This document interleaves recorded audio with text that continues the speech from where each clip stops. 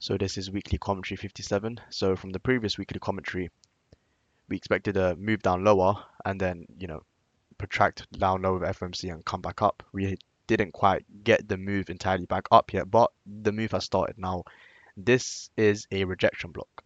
Now, looking at this candle, from the open of the next candle, which side is more likely to be favored? Look at the distance between where the candle's open and the previous candle's high and the previous candle's low is, right? Which one is in closer proximity? Now, after you've done that, evaluate this. Where was this candle's low made? For example, if this candle's low was not made anywhere, right? You can expect the next candle to open and still trade through that. But this was at a discount bullish PD array, being the bullish rejection block.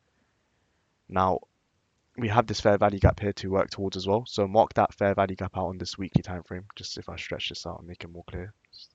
The area between this candle's high and this candle's low, the fair value gap in between this candle, Monday the 13th of March. Now, let's go to the economic calendar. So remember what we said from the first week, the weekly commentary before this.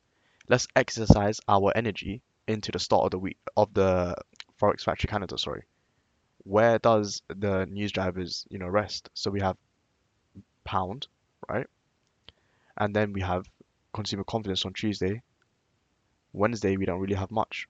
Now, what does this show? Tuesday has the highest tendency to be the manipulation of the week, and it's because of this folder. Now, this is what I want to take your attention to.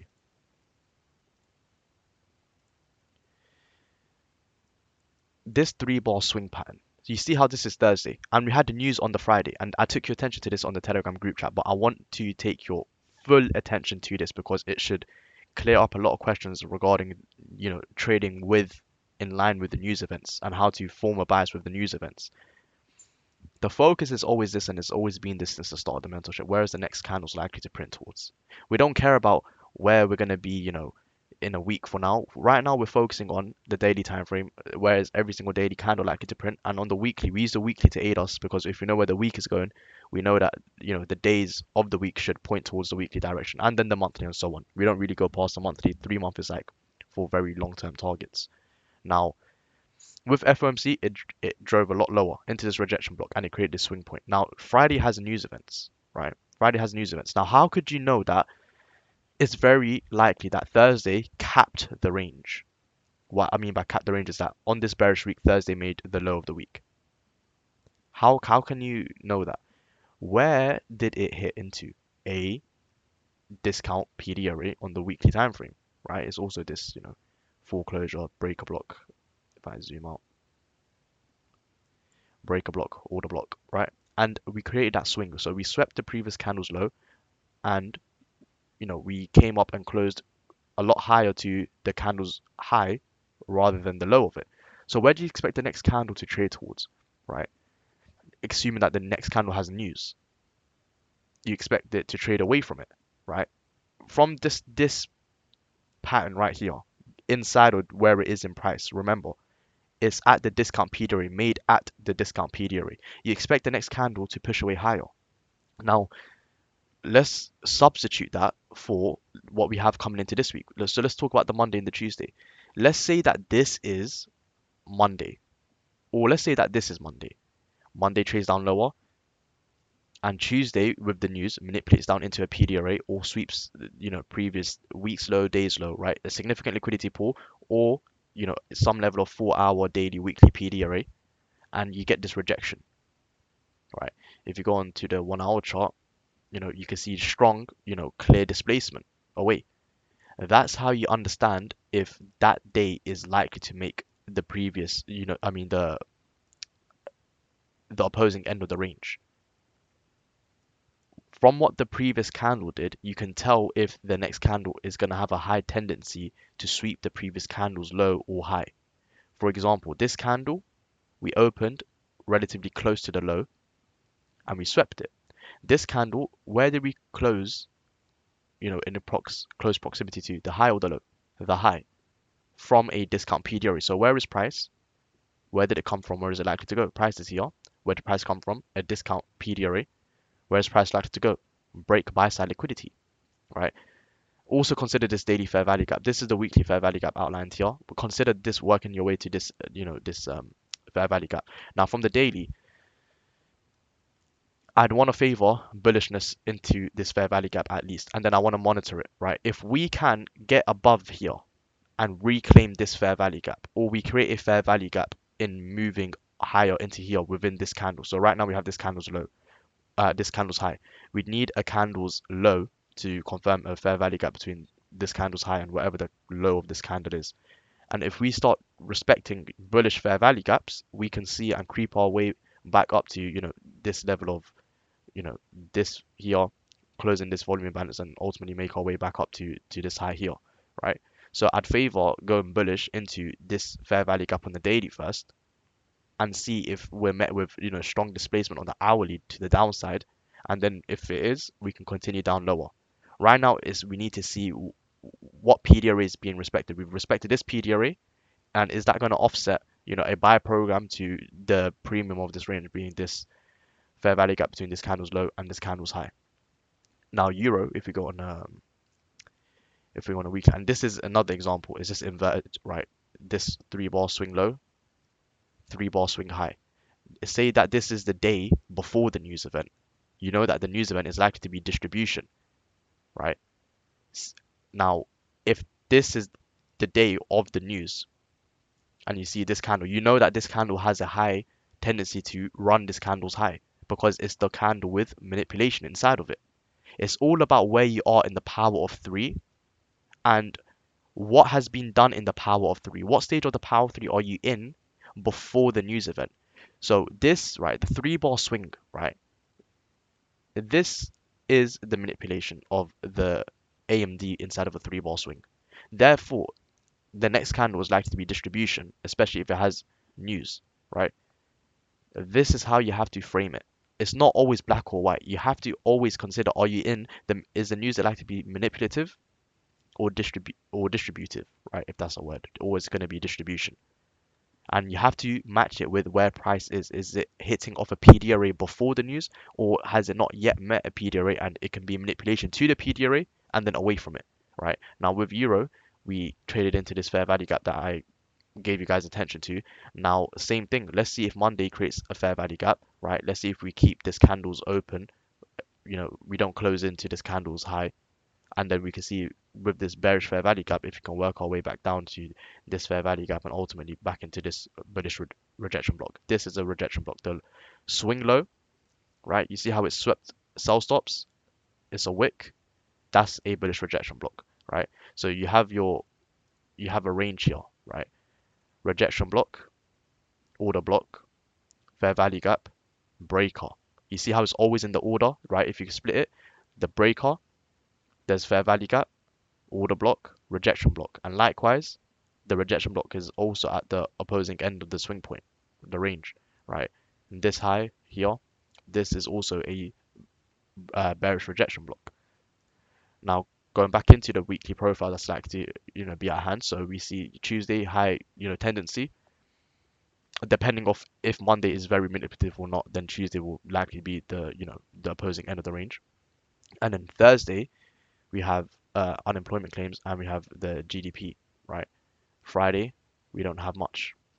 So it's very likely that Thursday is going to be the end of the week manipulative factor to consider.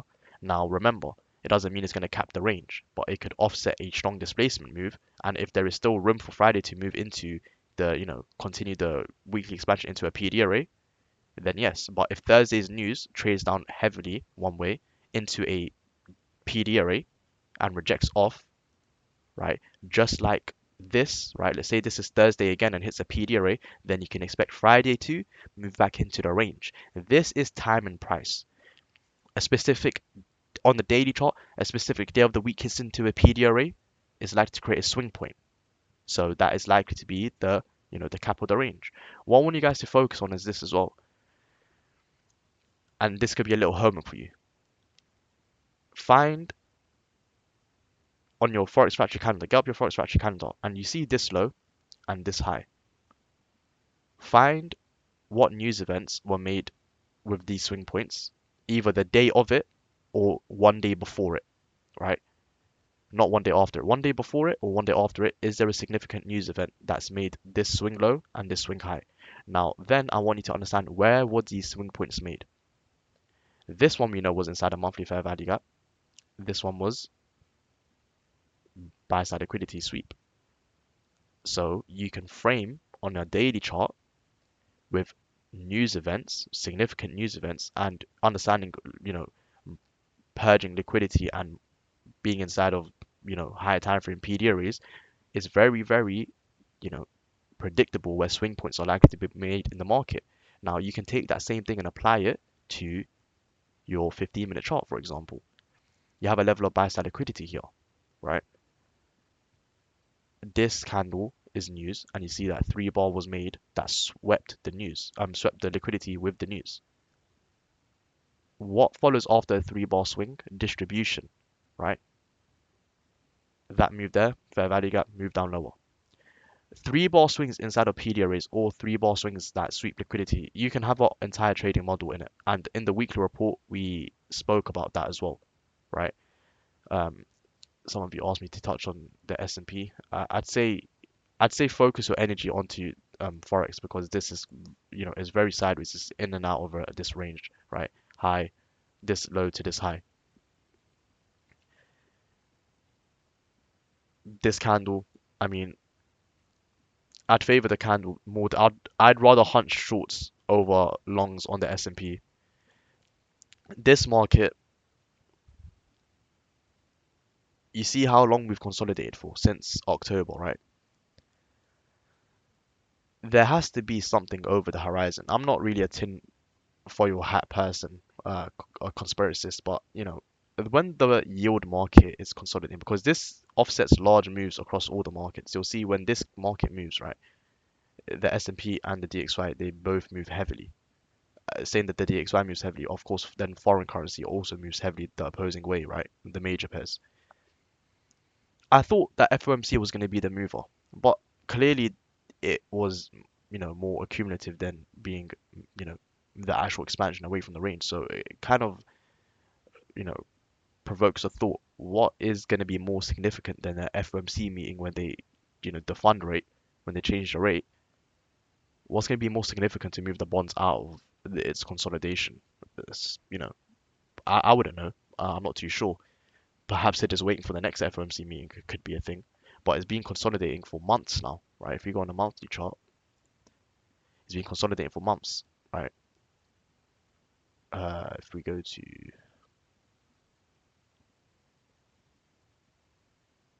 no, it's Bitcoin, so a lot of you are, eager to know my stance on Bitcoin. Now, again, here we moved into here. What's here, right? Let me take your attention to it.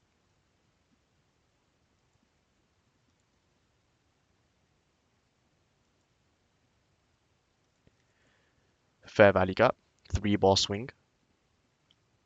I'd favor the move into, the fair value gap now, from here to here, and at least coming back into this order block. Consider the wick of this order block as well.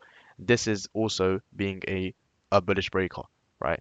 High, you sweep this low, and then we break the high, right? Higher high. This is now a bullish breaker. You can expect to move back down into at least here, right?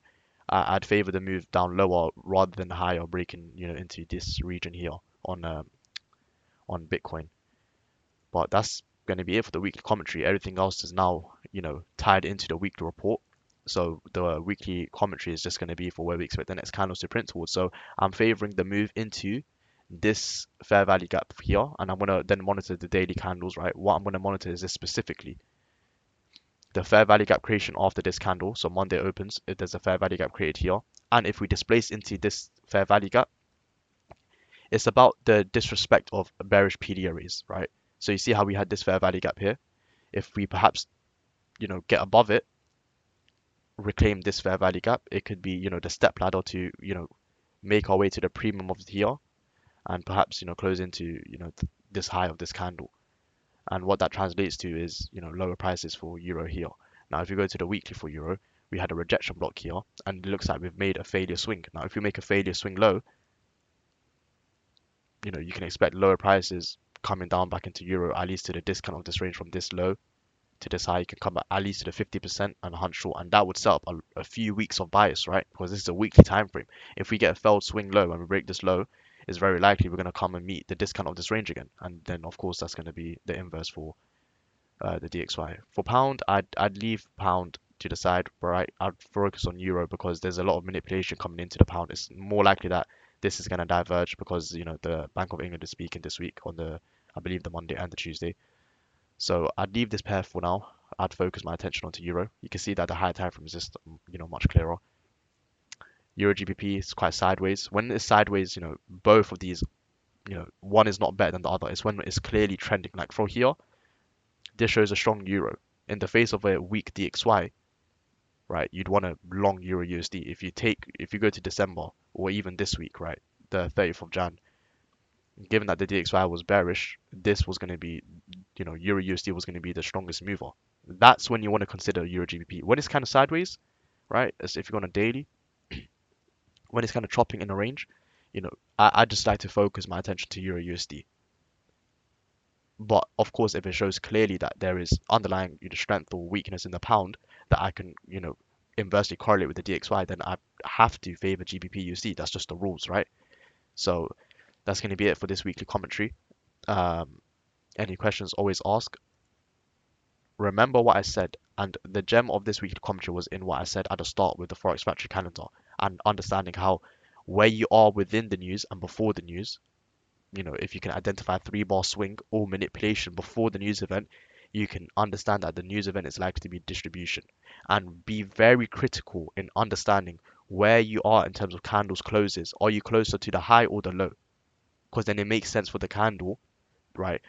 From hitting this PD array, does it make sense for the candle to go down and hit sell side? I would say I would favor 10 out of 10 times a move higher. Sometimes you could get a hit down low here and you get stopped out. That's just a loss in the system.